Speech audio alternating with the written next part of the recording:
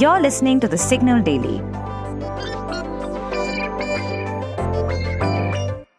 Hello, I'm Manaswini, your host for the Signal Daily podcast. This is the episode for 28th May 2024.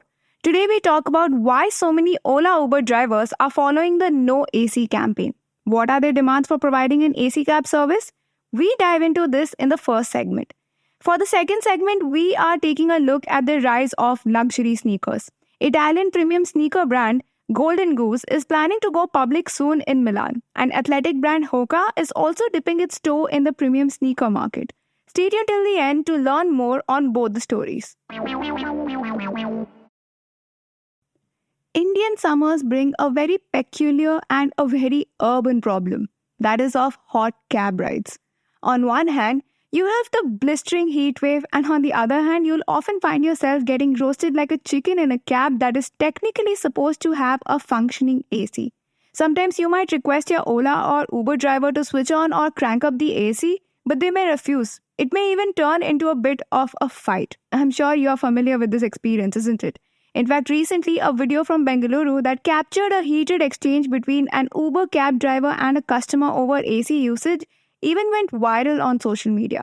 Now, at this point, if you're expecting me to pick a side between the customer and the cab driver, I gotta tell you it's a bit of a complex issue. Yes, when customers get into cab provided by a cab aggregating app, they are expecting a chill AC ride. For the premium tiers, you will not even have to put up a fight.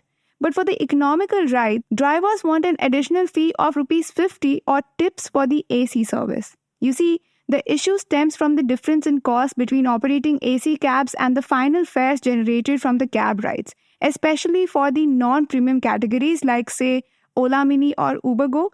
According to an article on the cap table, running an AC cab will cost around Rs 16 to 18 per kilometer, but after deducting the commission owned by the cab aggregating platforms, drivers will end up earning Rs 10 to 12 per kilometer. And this is especially a problem in India's long summer months.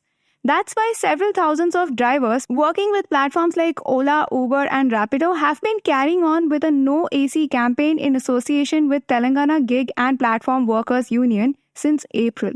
Others in Bengaluru and Delhi have also joined in. Kolkata has also witnessed similar protests in the past years.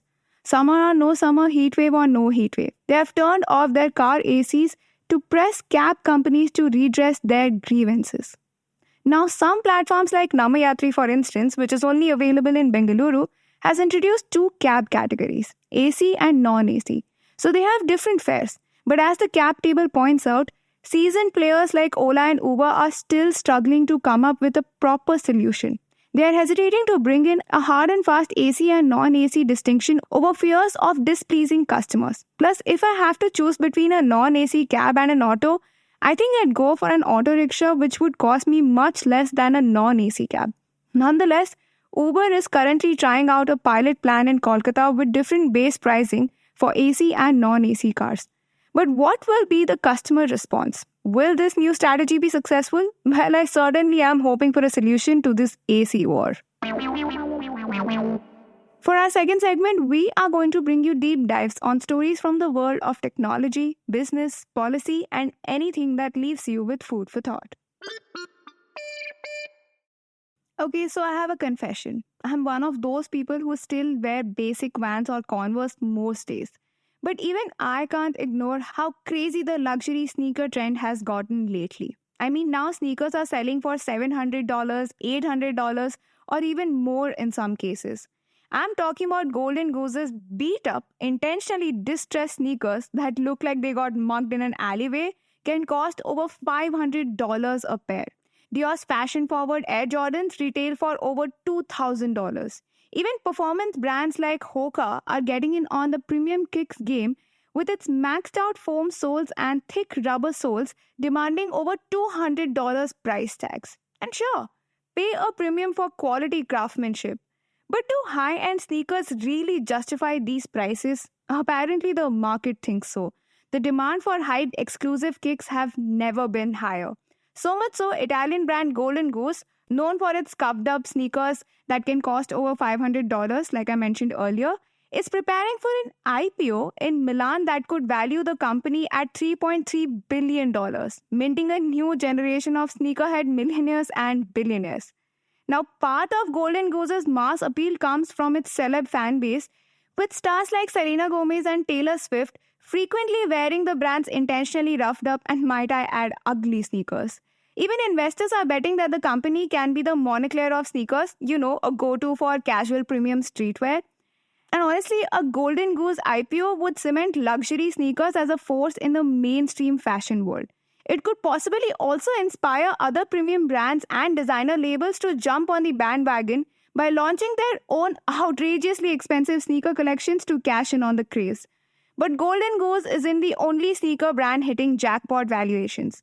Hoka, owned by the company behind UGG boots, broke over $1 billion in sales just last year. And celebs like Harry Styles, Britney Spears, and even US President Joe Biden have all been photographed wearing the brand's $200 plus kicks.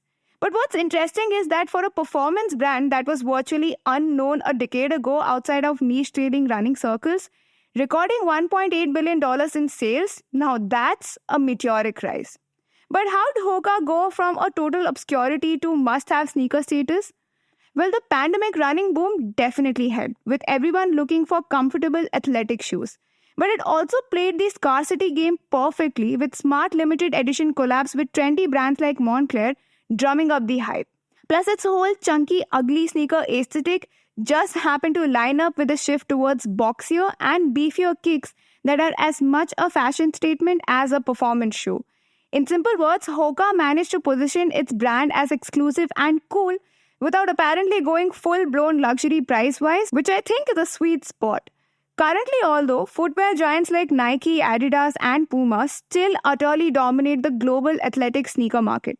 However, smaller players like Hoka and On Running are quickly gaining ground. For instance, Hoka now accounts for 42% of the parent company Decathlon's $4.3 billion in annual revenues, and up-and-comer On Running has grabbed an estimated 1.7% share of the total athletic footwear market. For context, Nike has a 23.7% share.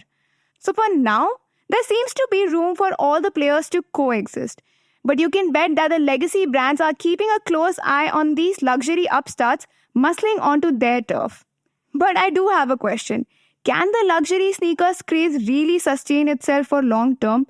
After all, even iconic brands like Vans, which pioneered casual skate shoes way before luxury kicks were even a thing, are struggling currently. As per a Bloomberg report, VF Corp, Vans' parent company, recently offloaded assets like private jets and an $8.9 million airplane hangar to cut costs amid plunging sales and looming debt obligations of over $1 billion.